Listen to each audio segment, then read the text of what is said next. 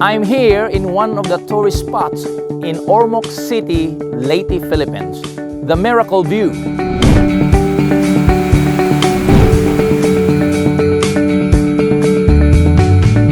I don't know why they call this place the Miracle View, but I guess that when you look around the beautiful nature, you will experience miracle. Many spend their time in visiting this place, hoping to cope up with life's burden as each of us fights the challenges of the current pandemic. Do you know, friend, the world is wondering when will this pandemic ends. Lives have been affected by this pandemic. Social distancing affects the social dimension of human lives. The economy is turning upside down. People are fighting for survival without any assurance of what lies ahead. Many are desperate for vaccines as they believe it is the only way to end up this pandemic. Barkley Lovelace Jr. said, the World Health Organization considered vaccine as a vital tool in this global fight against the coronavirus, but it won't end the COVID-19 pandemic on its own, and there's no guarantee scientists will find one. Even if there is many health interventions, according to the World Health Organization Director General Tedros, at the same time, we will not and we cannot go back to the way things were. Throughout history, outbreaks and pandemics have changed economies and societies.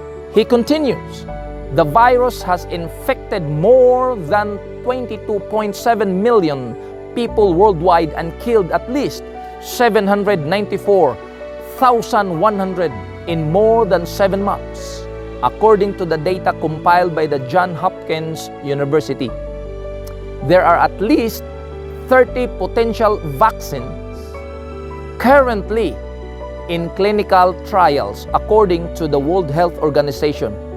But there is no guarantee they will be safe and effective. This data was dated August 21, 2020. People are shouting for peace and safety. They are looking for miracles to take place in these trying times. Yes, my friend, in Jesus we are assured of blessings. But the only thing that hinders it from happening in our lives is the lack of faith. The Bible says in Matthew chapter 13, verse 58, and he did not do many miracles because of their lack of faith. Miracles happens when there is faith. Most of the time, people demand huge miracles that have little faith. When Bartimaeus, the blind man, was asked by Jesus, "What do you want me to do for you?" Jesus asked him. The blind man said, "Rabbi, I want to see." "Go," Jesus said. "Your faith has healed you." Immediately, he received his sight and followed Jesus along the road. Bartimaeus experienced a miracle in his lifetime. He was able to see the beauty of the world because of his faith. Jesus reaffirms, "Your faith has healed you." The world is blind to this fact. Many are planning big things to happen in their lives. Many are doing great and mighty things and expect great and mighty results. Many are dreaming big dreams in their lives to the point of visualizing what they want in their lives to happen. Still, most of them never cultivate the root of faith to God to grow deeper and deeper. They forgot that reaching the highest peak of their aspiration is going down deeper and deeper in the root of faith to Him. Faith does not just believe that God exists. Faith is not only recognizing the very existence of God. Faith is not just nodding our head and say, yes, God exists. but rather faith as mentioned in Hebrews chapter 11 verse 1 says, "Now faith is confidence in what we hope for and assurance of what we do not see." Faith is trusting God's power with or without miracles. When you have this kind of faith, my friend, faith that will not expect miracles but pursue a deeper relationship with God, then miracle will occur even if you are not expecting it. Just like this wing behind me. It is not a literal wing, but it will make you feel that you are flying above the horizon. And that is faith. Faith that will not expect miracles will perform miracles in your life. When the tie of connection between you and God is tight, nothing is impossible that will not happen. The Bible says in Matthew chapter 19 verse 26, Jesus looked at them and said, "With man this is impossible, but with God all things are possible." A miracle is not only what unusual things that will happen in our lives. It is not the impossible things that take place within our time, but having a close, intimate relationship with God is a tremendous miracle that we could ever experience. Because in Him, nothing is impossible. In Him, all things are possible. The three Hebrew young boys, when tested by the unbelieving king of Babylon to renounce their faith or they will be thrown to the burning furnace, they made a compelling and daring statement of their faith.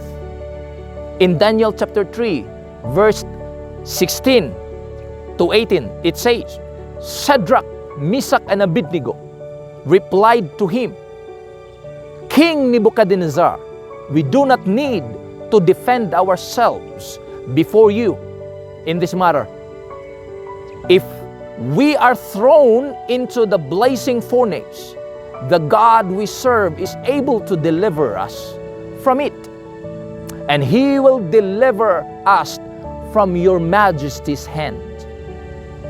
But even if He does not, we want you to know, your majesty, that we will not serve your gods or worship the image of gold you have set up." This is the kind of faith mentioned in Hebrews 11:1. They have full confidence in hope for what is not seen. Their faith produced a miracle that made the king of Babylon stand astonished. When the three young Hebrew boys were thrown into the burning furnace that has been heated 7 times in its normal heat, the three young Hebrews was not consumed by the fire. In fact, the Bible says in Daniel chapter 3, verse 26 and 27, Nebuchadnezzar then approached the opening of the blazing furnace and shouted, "Shadrach, Meshach, and Abednego, servants of the Most High God, come out, come here." So Shadrach, Meshach, and Abednego came out of the fire, and the satraps, precepts, governors, and royal advisors crowded around them. They saw that the fire had not harmed their bodies, nor was hair of their heads singed. Their robes were not scorched, and there was no smell of fire on them. God did it before, and sure, He will do it again in our time, because He is the same God whom these three Hebrews young boy serves, and He is the same God whom we are serving today.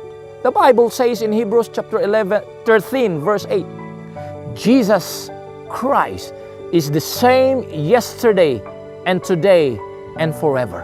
When you are desperate, discouraged, and have heavy heart because of life situation, when your soul shout for miracle, when you want to experience it in your life, you need to have faith that demands no miracle.